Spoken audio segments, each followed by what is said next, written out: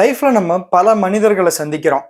நம்ம ஃபேமிலியில இருக்கிறவங்க நமக்காக செய்றாங்கன்னா, நம்ம ரத்த சம்பந்தம் அப்படின்னு சொல்றோம். ஆனா, நம்ம ஃபேமிலியில இல்லாதவங்க, ஏதோ ஒரு சோசியல் பேக்ரவுண்ட்ல இருந்து, வேற வேற கல்ச்சர்ல இருந்து வந்தவங்க நமக்காக ஒரு விஷயம் பண்றாங்க. நம்ம லைஃப்ல ஒரு சின்னதா ஒரு பாசிட்டிவ் இம்பாக்ட் கிரியேட் பண்றாங்கன்றது ரொம்ப பெரிய விஷயம். அது எல்லா சமயமும் நமக்கு நடக்காது. அந்த மாதிரி சில ரேரான மனுஷங்கள பத்தி தான் இந்த ஷோ பேச போறோம். இது பேர் என்னன்னு தெரியுமா? கெஸ் பண்ணிட்டீங்களா? எஸ். 2 சம்பந்தம் இல்லாத ஆட்களுக்காக 2 பேரும் ரொம்ப அந்யோன்யமா ஒரு ஃப்ரெண்ட்ஷிப்பா ஒரு பிரதர்ஹுட் அந்த மாதிரி ஒரு விஷயம் இருக்காங்களோ, அந்த மாதிரி என் லைஃப்ல நிறைய இந்த மாதிரி வித்தியாசமான மனிதர்கள் எனக்காக சந்தோஷமான விஷயங்களை என் கூட பகிர்ந்துகிட்டோம்.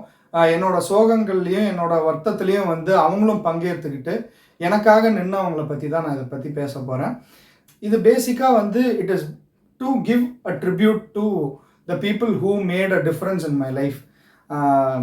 இதில் நான் பேரண்ட்ஸ் பற்றியோ ரிலேட்டிவ்ஸ் பற்றியோ இல்லாமல் ஏற்கனவே சொன்ன மாதிரி வேறு சில மனிதர்களை பற்றி தான் இதில் பேச போகிறேன். So I hope it is going to be something like by people. பார்த்து என்ஜாய் பண்ணுவீங்களா அப்படின்னு தெரியல. பட் என்ஜாய் பண்ணீங்க அப்படின்னா மேபி கண்டினியூ பண்ணுவேன். ஏன்னா நானும் இப்போ எனக்கு ஐம் மோர் தென் 31 ரேஞ்சில் இருக்கேன் நான். ஸோ நானும் சில மனிதர்களெல்லாம் பார்த்து வந்திருக்கிறதுனால ப்ராபப்ளி என்னால் இதை வச்சு ஒரு அட்லீஸ்ட் ஒரு 5-6 வீடியோவாச்சும் போட முடியும்னு நான் நினைக்கிறேன் மினிமம்.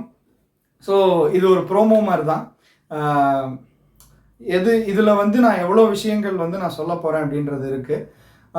நீங்கள் உங்களுக்கும் கண்டிப்பாக இந்த மாதிரி நிறைய மனிதர்களை நீங்கள் சந்திச்சிருக்கலாம். நான் சொல்கிறவங்க மனிதர்கள் உங்களுக்கு எங்கேயாச்சும் ரிலேட் ஆச்சுன்னா கண்டிப்பாக ஒவ்வொரு வீடியோவோட கமெண்ட்ஸ்லேயும் சொல்லுங்கள். இந்த மாதிரி இந்த பர்சன் மாதிரியே நானும் லைஃப்பில் பார்த்துருக்கேன் அப்படின்றத.